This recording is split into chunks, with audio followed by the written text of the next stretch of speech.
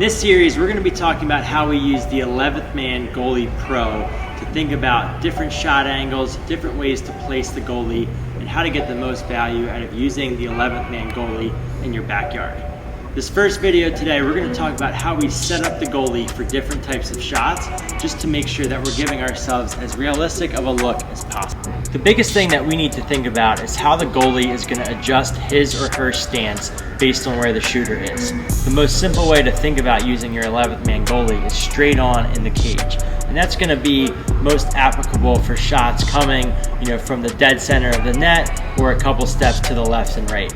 As we go to think about working on our up the hash shots, wing shots, and different things like that, we want to make sure that we're adjusting the arc of the goalie. Last thing we want to think about in terms of the 11th man goalie, and what we think is so great about it, is that you can flip it around and treat it as a lefty goalie or a righty goalie. So right now we have it as a lefty goalie.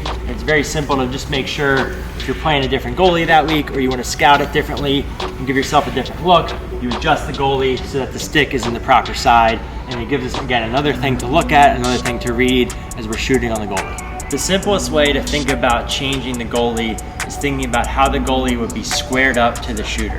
If it's straight on, this is a great example of having the goalie being straight out, squared up to the shooter. As the shooter moves to the wing, and thinking about, in this case, the left wing, we want to make sure that we adjust the goalie to square up on that shooter. That's going to change and give different spots on the net, and every goalie's stance might be a little different in how they play it, but this is generally how we can think about it. If we're going to more of a low angle to a goal line shot, a lot of good goalies are going to do a better job of hugging the pipe and standing tall, and that's where, again, we can adjust one more time to make sure that we're covering up a good part of the net and making it harder for shooters to see open space on the cage.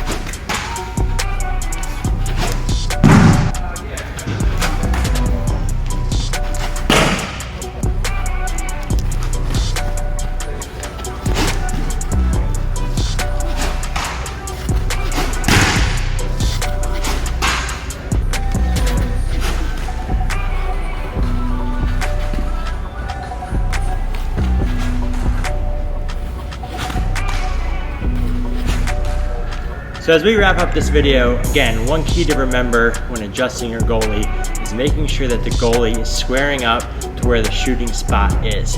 Adjusting the goalie to different spots around in their stance so that they can give you a realistic look when you're taking your different shots.